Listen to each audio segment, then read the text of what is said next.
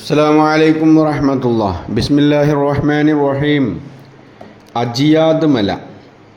കഅബയുടെ പടിഞ്ഞാറ് ഭാഗത്താണ് ഈ മല സ്ഥിതി ചെയ്യുന്നത്. നാം കഅബയുടെ പുറം ഭാഗത്തേക്ക് തിരിഞ്ഞു നിന്നാൽ ഈ മല നമ്മുടെ പിന്നിലായിരിക്കും. അജിയാദ് എന്ന് ആ മലക്ക് പേര് ലഭിക്കാനുള്ള കാരണം തുബ്ബ രാജാവിൻ്റെ കുതിര ഈ മലയിലായതുകൊണ്ടാണ് എന്ന് പറയപ്പെടുന്നു. അതല്ല, ഇസ്മായിൽ അലൈഹിസ്സലാമിൻ്റെ കുതിര അവിടെയായിരുന്നതുകൊണ്ടാണ് ഈ പേര് വന്നതെന്നും അഭിപ്രായമുണ്ട്. ഖുറൈശികൾ കഅബ പുനർനിർമ്മിക്കുന്ന സമയത്ത് കല്ലുകൾ എടുത്തുകൊണ്ടുവന്നിരുന്നത് ഈ മലയിൽ നിന്നായിരുന്നു.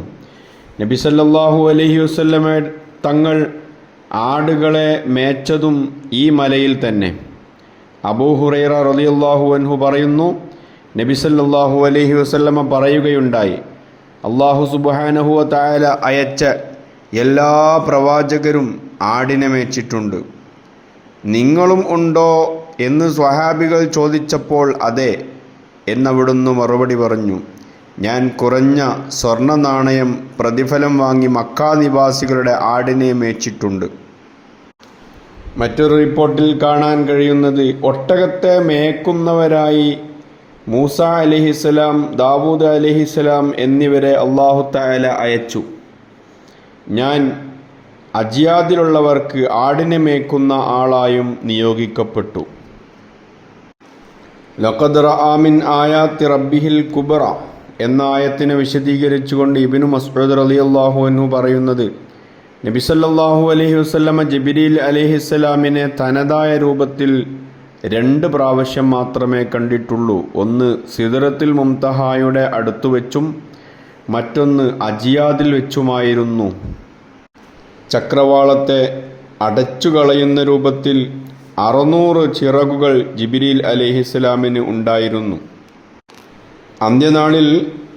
അന്ത്യനാളിനോടടുക്കുമ്പോൾ ദാബത്തുൽ അർള് എന്ന മൃഗം പുറപ്പെടുന്നത് ഈ മലയിൽ നിന്നാണത്രേ. തൂവലും രോമവുമുള്ള മൃഗമാണിത്. എന്നിട്ട് ആ മൃഗം പറയുന്നുണ്ട്, ജനങ്ങൾ നമ്മുടെ ദൃഷ്ടാന്തങ്ങളെ വിശ്വസിച്ചിരുന്നില്ല. ആയിഷ ബീവി റളിയല്ലാഹു അൻഹ പറയുന്നു, അജിയാദിൽ നിന്നാണ് പ്രസ്തുത മൃഗം പുറപ്പെടുക. ജനങ്ങൾ മിനായിലുള്ളപ്പോൾ അയ്യാമുത്ത് തശ്രീക്കിൻ്റെ നാളിലാണത്രേ ആ മൃഗം ആ മലയിൽ നിന്ന് പുറപ്പെടുക.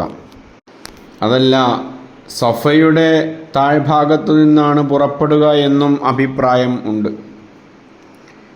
ഏതായാലും ഇബ്നു ഉമർ റളിയല്ലാഹു അൻഹു പറയുന്നുണ്ട്, സത്യവിശ്വാസിയുടെ മുഖത്തും ഇരു ചുമലിലും ഇതിനെ കാണുന്ന രൂപത്തിലാണ് മൃഗം പുറപ്പെടുക. അപ്പോൾ മൃഗത്തിന് സത്യവിശ്വാസിയുടെ മുഖം വെളുത്തു കാണാം, കാഫിറിൻ്റെ മുഖം കറുത്തതായിട്ടാണ് മൃഗത്തിന് കാണാൻ കഴിയുക.